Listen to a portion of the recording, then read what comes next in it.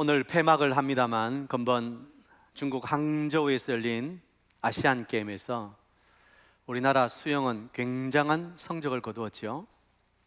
소위 대한민국의 수영 황금 세대라고 불리는 이들이 전 종목에서 골고루 메달을 땄습니다.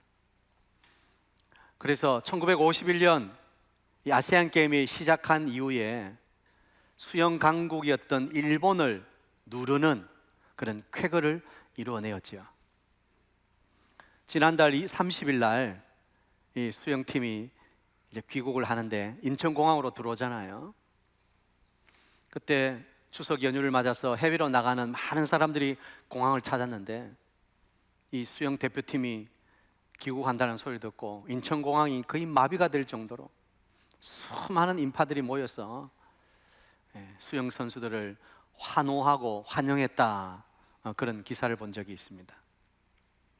한마디로 금이환향이죠. 들어는 보셨나요? 금이환향하면 사자성어가 비단 옷을 입고 고향으로 돌아온다, 그런 뜻인데 크게 성공하고 돌아오는 것을 이제 비유적으로 이르는 말이죠. 그래서 수영팀 금이환향 이렇게 기사가 나지 않습니까? 오늘 예루살렘에서도 금이환향하고 계시는 분이 있습니다. 바로 우리 예수님이죠. 이 땅에 오셔서 병자들을 고치시고 죽은 자들을 살리시고 하나님 나라를 선포하시는 이스라엘을 해방할 구원자라는 그 소문에 예루살렘 전체가 들떠 있습니다. 특히 지금은 이제 유월절을 얼마 앞두고 있지 않습니다. 유월절이 되면 수많은 순례객들이 예루살렘을 찾지요. 예루살렘 주민뿐만 아니라 전국 각지에서 온 유월절을 지키기 위해서 온 수많은 사람들이 과연 예수님이 어떤 분인지 그분을 보기 위해서 거리로 몰려 나온 거죠. 드디어 예수님께서 예루살렘 성 안으로 들어오십니다.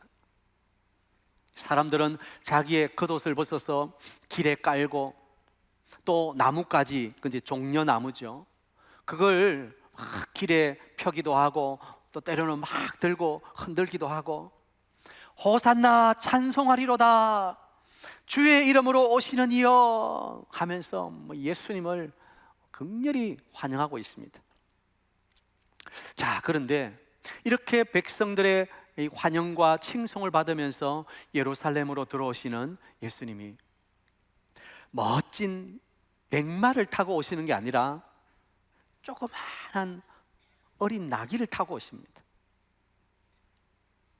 정말 볼품없게 아직 한 번도 사람을 타보지 않은 그 어린 나귀를 타고 그렇게 성 안으로 들어오시는 거예요. 여러분, 예수님께서 진짜 백마를 타시고 기마병의 호의를 받으시고 백성들의 환호 속에 그렇게 예루살렘 성으로 들어오셨더라면 얼마나 멋지고 보기 좋았을까요? 그러나 예수님은 그렇게 하지 않으셨어요. 나귀 새끼, 아직 한 번도 사람이 타본 적 없는 그 어린 나귀를 겨우 타시고 그냥 쫄래쫄래 이런 표현이 맞는지 모르겠는데 위풍당당하게 빰빠밤 하고 들어오신 게 아니라 그냥 이렇게 예루살렘 성으로 들어오고 계신다는 거예요. 여러분, 왜 예수님께서 말이 아니라 어린 나귀를 타고 성 안으로 들어오고 계실까요? 오늘 그것을 좀 살펴보려고 합니다. 스가랴 선지자는 예수님이 오기 500년 전에 미리 이 일을 예언했습니다. 스가랴 9장 9절, 시온에 따라 크게 기뻐할지어다 예루살렘에 따라 즐거이 부를지어다 보라, 내 왕이 내게 임하시나니 그는 공의로우시며 구원을 베푸시며 겸손하여서 나귀를 타시나니 나귀의 작은 것 곧 나귀 새끼니라. 이미 500년 전에 스가랴라는 선지자가 예수님이 오실 때 백마를 타고 왕처럼 오시는 것이 아니라 나귀 새끼 어린 것을 타고 겸손의 주님으로 오신다, 그것을 예언했다는 거예요. 그러니까 예수님께서 지금 어린 나귀를 타고 들어오시는 이유가 뭐라고요? 첫 번째, 말씀에 순종하기 위해서라는 거예요. 자, 받아합니다. 말씀에 순종하기 위해서입니다. 예수님께서 말을 타고 싶으신데 말이 없으니까 에이, 안 되겠다, 나귀라도 타자, 그렇게 하신 게 아니라는 거예요.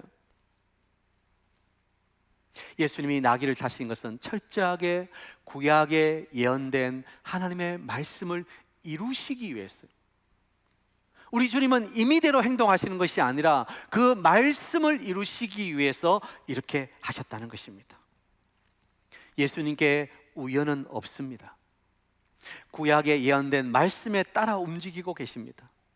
마치 각본에 쓰여진 대로 하시는 것 같습니다. 여러분, 우리가 연극을 보면 배우가 이 대본이라는 것을 가지고 그 대본대로 대사를 하고 행동을 하고 그렇게 하지 않습니까? 자기 마음대로 그렇게 하지 않아요.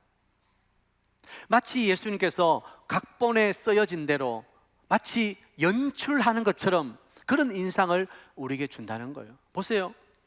나귀 주인에게 이 나귀를 풀 때 나귀 주인이 어떻게 말할 것이다, 그걸 미리 아시고 묻거든 주가 쓰시겠다고 해라.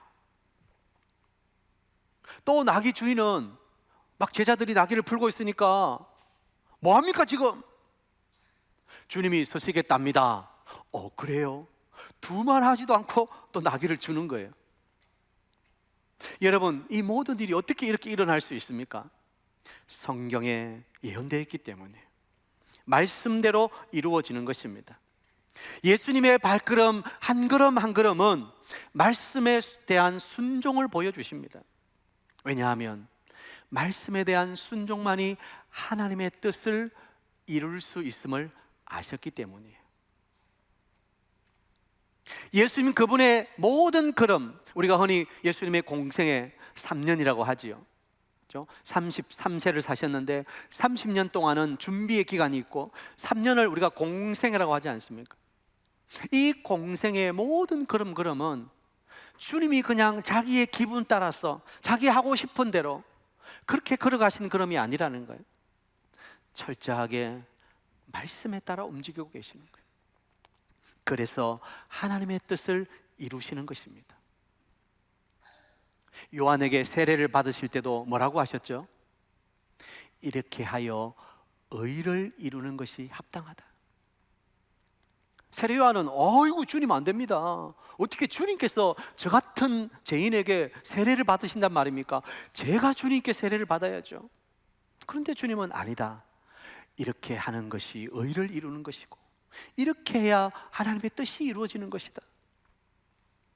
그분의 모든 걸음, 모든 손짓 하나도 허투른 것이 없다는 거예요.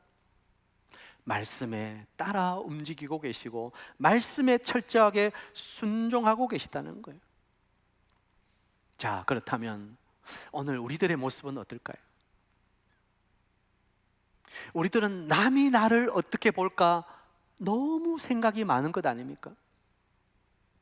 저 사람이 나를 어떻게 판단해 줄까? 거기에 따라 우리가 말이라든지 행동이라든지 너무 좌우지될 때가 많다는 거예요. 또 나의 계획과 나의 생각과 내가 하고 싶고 가고 싶은 길을 따라 갈 때가 너무 많습니다. 성경이 뭐라고 말하는가? 하나님의 뜻이 무엇인가? 거기에는 별로 관심이 없어요. 이 성경이 뭐라고 말하는가? 별로 중요하지 않아. 내 기분에 따라서, 때로는 내 의지와 결단에 따라서 내 걸음을 걸어갈 때가 너무 많다는 거예요. 사랑하는 여러분, 하나님의 뜻이 무엇인가, 말씀이 뭐라고 하는가, 이것이 중요하다는 것을 기억해야 됩니다. 왜냐하면 예수님께서 미리 우리에게 그 길을 가야 한다고 친히 본을 보여주셨기 때문에 예수님의 모든 삶은 우리에게 모델이 되는 것입니다. 그러므로 예수님을 따라가는 제자인 우리들은 예수님이 가신 그 길을 따라가는 자들 아닙니까? 오늘 우리가 얼마나 말씀에 따라 말씀에 순종하며 살아가고 있는지, 말씀이 말씀하는 방향을 따라가고 있는지 우리 자신을 돌아볼 수 있어야 되는 거예요. 어떤 TV 광고를 보니까 끌리는 대로 하세요, 그런 말이 있더라고요. 하고 싶은 대로 하라는 거예요. 여러분, 이 세상은 참된 진리가 없는 세상입니다. 자기가 하는 것이 진리라고 말하는 세상입니다. 자기 본능에 따라서 자기 하고 싶은 대로 하라고 소리쳐댑니다.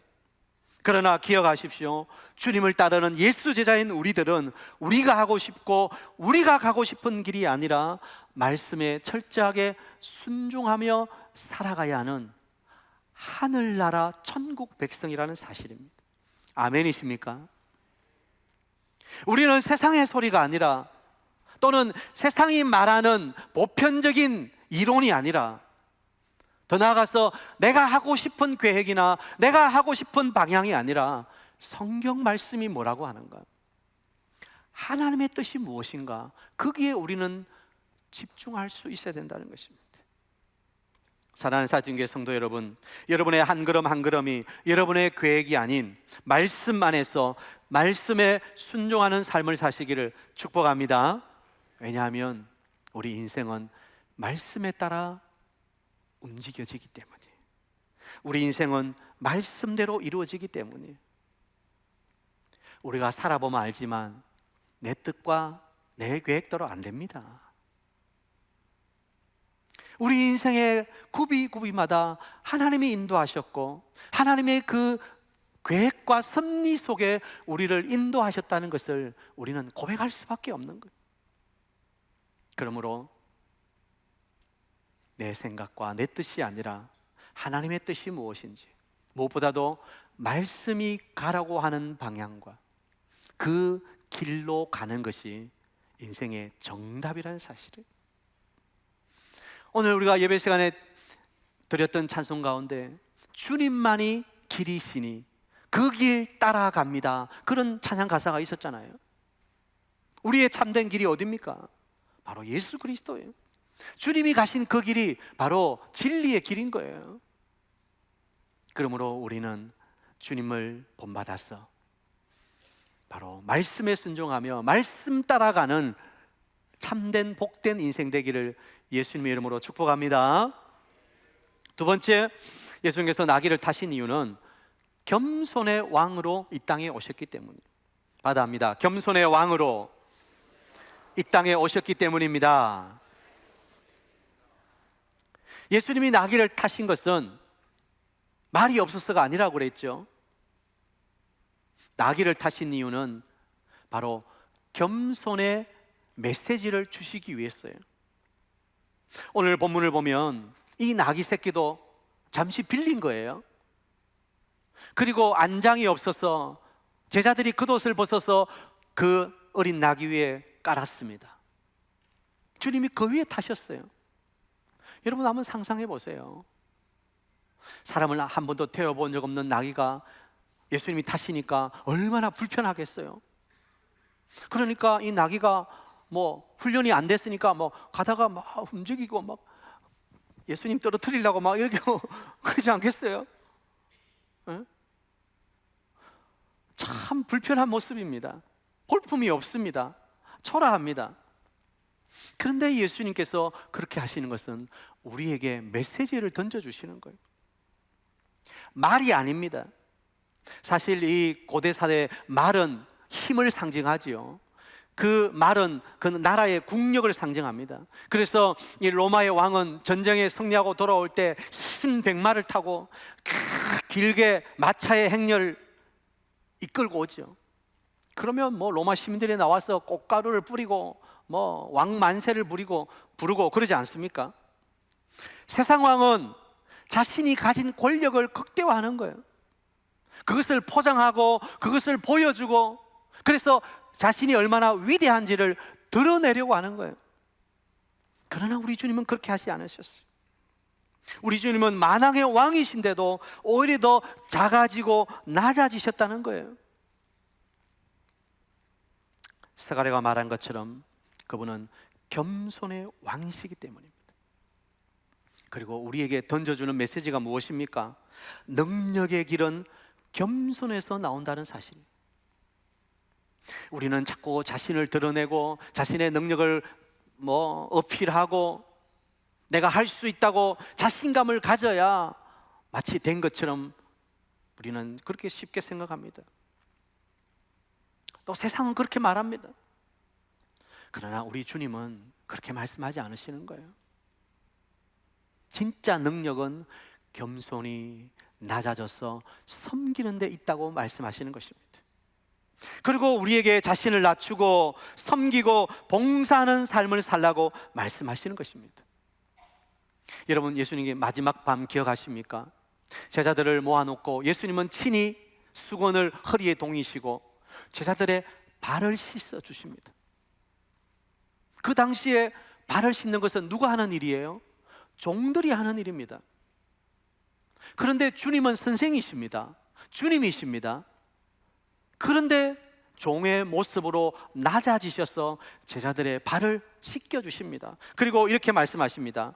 내가 주와 선생으로서 너희 발을 씻었으니 너희도 서로 발을 씻어주는 것이 옳으니라. 이전 성경에는 마땅하니라. 우리가 서로 높임을 받고 서로 높은 자리에 앉으려고 싸우는 것이 아니라 서로 발을 씻어주는 낮은 자리로 내려가는 것이 주님의 소원이라는 거예요. 왕이신 그분께서 마치 종처럼 그 일을 하셨지 않습니까? 그런데 우리는 그렇게 하기가 너무 어려워요. 우리는 낮아지기가 너무 어려워요. 내가 부족하다고 말하는 게 너무 힘들어요. 왜요? 우리의 본성은 그렇지 않기 때문에. 우리의 본성은 내가 높아지고 싶어요. 내가 인정받고 싶어요. 내가 남에게 영향력을 주고 싶어요. 남에게 영향받는 게 아니라 내가 영향을 주고 싶어요. 지배하고 싶어요. 그게 우리의 본성이에요. 그러니까 내가 낮아지고 섬기고 이것은 너무너무 힘든 거예요. 리차드 포스트라는 목사님이 책을 적었는데 거기에 이런 내용이 있어요. 우리가 그리스도인으로서 살기 위해 반드시 싸워야 할 세 가지 유혹이 있다. 첫 번째, 돈, money. 두 번째는 성. 세 번째는 권력. 이 돈과 성과 권력은 우리가 싸워야 할 유혹이라고 이야기하고 있는 거예요. 여러분, 권력이 무엇입니까? 내가 높아지기를 원하는 거예요. 내가 다른 사람에게 영향을 미치고 지배하려고 하는 거예요. 그것이 권력인 거예요. 부부싸움을 왜 하죠? 여러분 부부싸움 안 하십니까? 우리 부부는 가끔 합니다. 왜 부부싸움 합니까? 자기가 주도권을 지겠다는 거예요. 말빨로 자기가 한번 주도권을 져보겠다는 거예요. 그러니까 부부싸움 하지. 교회에서도 사람들이 나를 몰라준다고 상처받는 분들이 있는데 왜 그렇게 상처를 받아요? 내가 인정을 못 받는다고 생각하기 때문에. 그러나 결국 그것이 나의 욕망이에요. 욕망. 어떤 욕망? 권력에 대한 욕망이에요. 내가 이렇게 봉사하고 내가 이렇게 섬겼는데 나를 이렇게 안 알아주나? 인정에 대한 욕망이에요. 오늘 주님은 그 욕망을 내려놓으라고 말씀하시는 거예요. 자기 중심적인 그 욕망을 내려놓고 겸손히 섬길 수 있어야 된다고 말씀하고 계시는 거예요. 여러분, 우리 삶의 본질이 무엇입니까? 내가 오늘 살아가는 삶의 목적이 뭡니까? 성공입니까? 내가 목표한 것을 이루는 것입니까? 아니면 권력을 쥐는 것입니까? 우리는 하나님 나라와 예수 그리스도의 복음, 교회를 위한 겸손과 섬김과 헌신이 우리의 본질이 되어야 되는 거예요. 아멘입니까? 무엇보다 형제를 배려하고 이웃을 사랑으로 섬기는 것이 우리의 삶의 본질이 되어야 되는 거예요. 만일 우리의 신앙이 내가 정해놓은 어떤 목표를 이루기 위한 수단이 된다면 그것은 바른 신앙이라고 할 수 없는 거예요. 진정한 신앙은 낮아지는 거예요. 겸손히 엎드리는 거예요. 그리고 섬기는 거예요. 왜냐하면 예수님이 그렇게 사셨기 때문에. 그리고 예수님은 우리에게 그 삶을 살라고 말씀하시는 거예요. 내가 주와 선생이 되어 그렇게 했으니 너희도 그렇게 하는 것이 옳다는 거예요. 우리도 섬김의 삶을 사는 게 옳다는 거예요. 마가복음 10장 45절은 이렇게 말씀합니다. 인자가 온 것은 섬김을 받으려 함이 아니라 도리어 섬기려 하고 자기 목숨을 많은 사람의 대속물로 주려 함이니라. 주님은 만왕의 왕이십니다. 하나님이십니다. 그런데 그분께서 섬김을 받으려 하지 아니하시고 도리어 섬기려 하시고 자기 목숨을 내어놓는, 그래서 많은 사람을 살리는 일을 위해서 당신의 삶을 드리는 거예요. 여러분, 우리는 10월 29일 새생명주의를 앞두고 있습니다. 오늘 작정하게 될 것입니다. 오늘 우리가 이웃을 향한 따뜻한 사랑의 섬김으로 한 영혼을 품고 기도할 수 있다면, 그래서 그 영혼을 그리스도께로 인도할 수 있다면, 그것보다 더 본질적인 우리의 신앙이 어디에 있겠습니까? 우리의 가장 본질은 영혼을 구원하는 것입니다. 여러분 마음에 그 영혼을 품지 않으시겠습니까? 마지막으로 오늘 주일에 쓰임받았던 나귀 주인의 모습을 보겠습니다. 이 나귀 주인은 주가 쓰시겠다고 할 때 두 말 하지도 않고 나귀 새끼를 풀어주었습니다. 주가 쓰신다는 말에 그대로 순종했습니다. 그래서 이 나귀 주인도 그렇고 나귀도 그렇고 주의 일에 쓰임받는 축복의 통로가 되었다는 거예요. 여러분, 우리 인생이 주의 일에 쓰임받는 것보다 더 영광스러운 일이 어디 있겠습니까? 오늘 주님께서 우리를 통해서 그 사랑이 흘러가도록 하시겠다고 말씀하실 때, 우리를 사용하시겠다고 말씀하실 때, 주님 제가 여기 있습니다, 저를 사용해 주십시오 라고 우리가 반응할 수 있다면 그보다 더 영광스러운 일은 없는 것이죠. 그게 우리의 신앙의 본질이기 때문에. 사랑하는 사진교회 성도 여러분, 오늘 주님께서 여러분을 쓰시겠다고 말씀하십니다. 내가 설정해 놓은 어떤 분야와 한계 속에서 주님의 요청을 받아들이는 게 아니라, 주님 저는 좀 전도도 못하고 말도 어눌하고 저는 전도에는 별로 언사가 없습니다. 내가 정해놓은 어떤 한계 속에서 주님의 요청을 듣는 것이 아니라 주님이 쓰시고자 한다면 무엇이든지 기꺼이 드릴 수 있는 우리가 되어야 되는 거예요. 주님의 부탁에 순종하시기를 바랍니다.